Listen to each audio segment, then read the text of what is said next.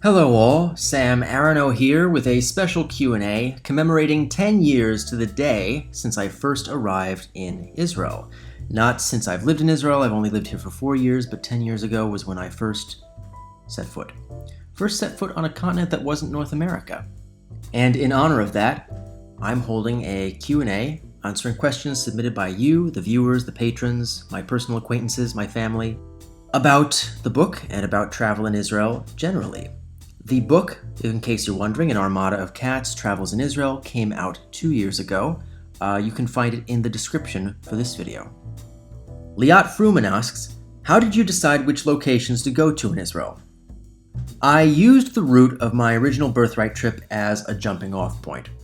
My main inspiration for this book was a book called Neither Here Nor There by Bill Bryson, who happens to also be my favorite author, and in that book he kinda sorta retraced his early college-age trips around Europe, but only in the most skeletal, notional sense.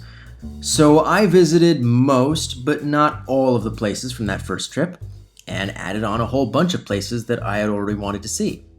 In fact, there were a bunch of locations in the north that I couldn't make it to because I didn't have the time or money. In the South, I was a little bit more at a loss for ideas because I just didn't know the South as well. So I asked around, I asked people I knew, and I also asked people I met on my journey northward. Yaakov Yeger, I think that's how you pronounce it, sorry if it isn't, asked, did you ever worry about being in danger when you first visited Israel? Never. For one, these birthright trips are very strictly guided tours where they just pack in as much as possible. What little downtime you have is just when everybody's supposed to be sleeping, but really are all having sex. Plus we had an armed guard.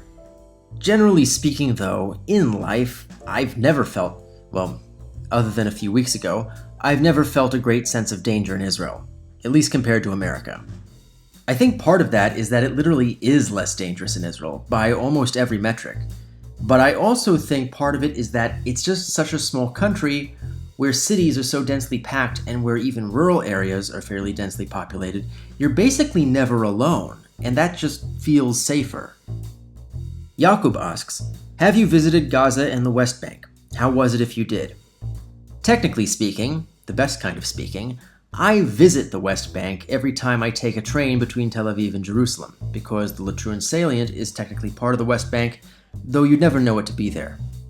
If you, like most of the world, consider the old city of Jerusalem to be part of the West Bank, I've of course been there many times.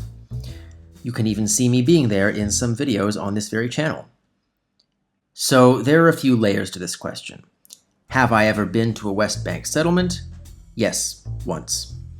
On birthright, we stopped for the night at a kibbutz right over the Green Line on the Dead Sea called Almog, which is actually a left-wing Jewish settlement.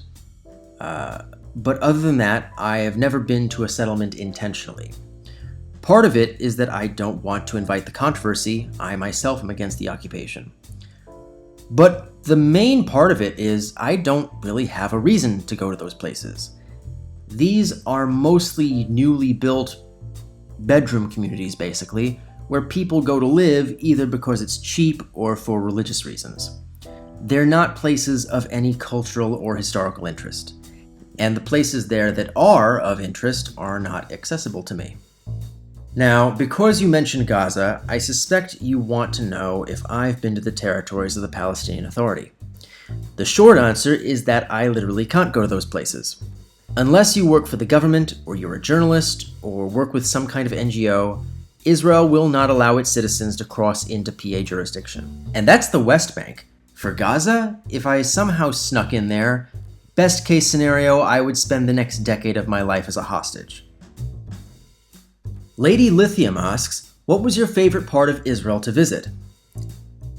I mean, if I had to choose any one region, the north, the Galilee.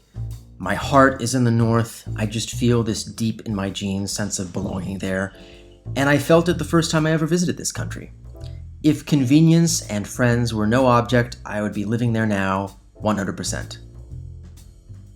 Civil War Week by Week asks, what is your least favorite part of Israel to visit? Eilat. There are only two ways to get to Eilat. One is by plane for $100. The other way is a very long, very rough bus ride. And at the end of it all, You're in Eilat. The only reason I would have to go down there is to save money buying a new computer because there's no VAT. I actually once went down there and back in a single day just to buy a new phone. And yeah, the lack of VAT was worth the cost of traveling there and back. The only reason Eilat exists is as a freight connection for a railroad that has never been built.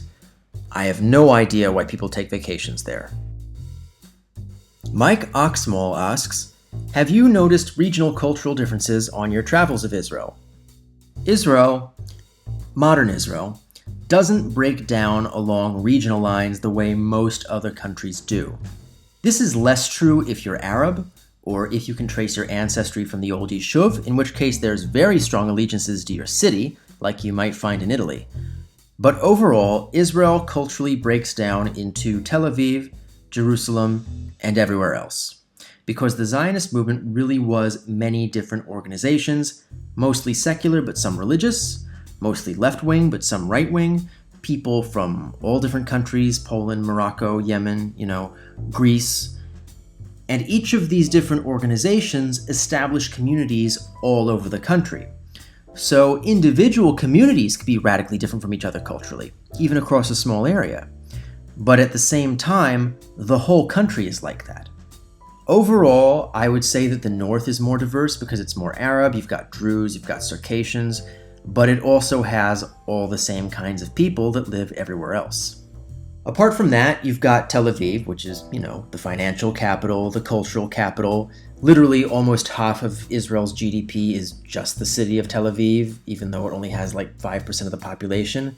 Tel Aviv is the only thing putting Israel in the category of a developed country. And of course, it's very LGBT friendly, it's very touristy, it's stereotyped as very left-wing, though not so much in East Tel Aviv. And on the opposite end of that, you have Jerusalem, which is much more religious, much more conservative, not entirely conservative or religious, but definitely much more so than the country as a whole. And it's also the poorest part of the country. Not only is it one of the few capital cities that is poorer than the country it is the capital of, it's the poorest part of the country. But I think I know what you're asking, and there's nothing like, Swabians are so stingy. Which is funny because in ancient times there were very pronounced regional differences and stereotypes. Northerners and Southerners didn't even speak the same language, and they were very suspicious of each other, which you might remember from some of my old adventures with Josephus.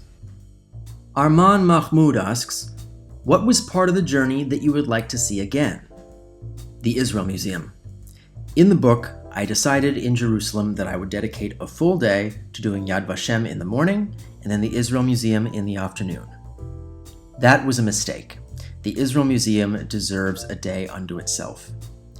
If you've ever been to the British Museum, imagine the artifacts there being brought together in the place where they were actually found, or looted from.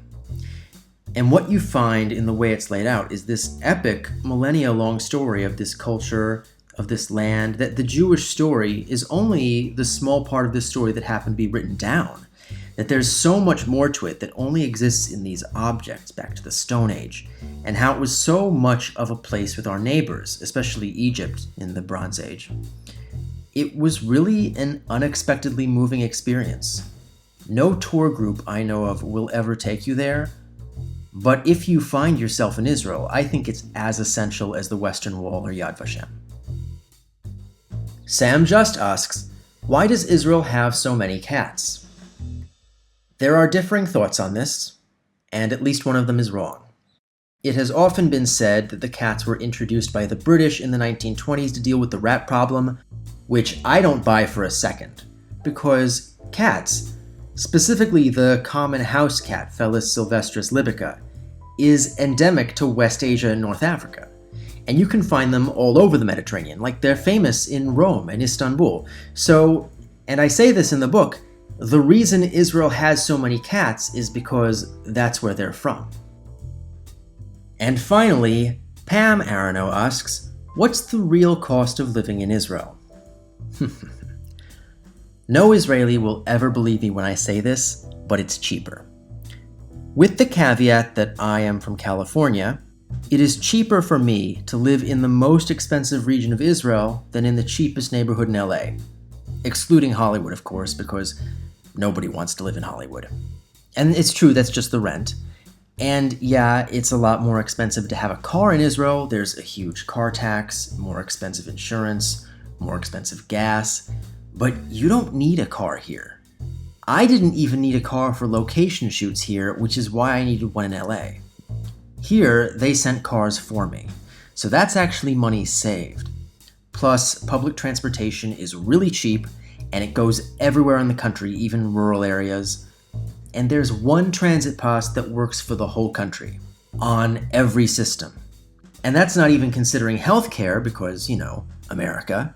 Food is more expensive, for sure, but against everything else, who cares? And that's in Tel Aviv province. I could have my own place in the north or south for like $400 a month. Like, if you're retired or self-employed and you don't need to be in the center of the country, it's very doable. As for why Israelis don't believe this,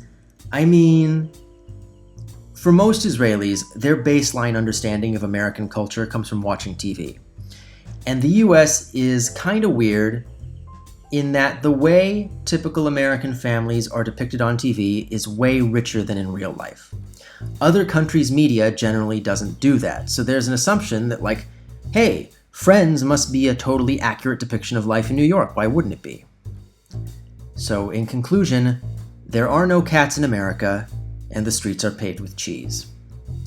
Thank you for listening in on my Q&A. I hope I was able to shed some light on things that were in my book. And if you still have no idea what I'm talking about, An Armada of Cats Travels in Israel, linked in the description. It's actually linked in the description for all of my videos, and you can check it out right below. Thank you for listening. Thank you for having a little celebration with me, and have a nice day.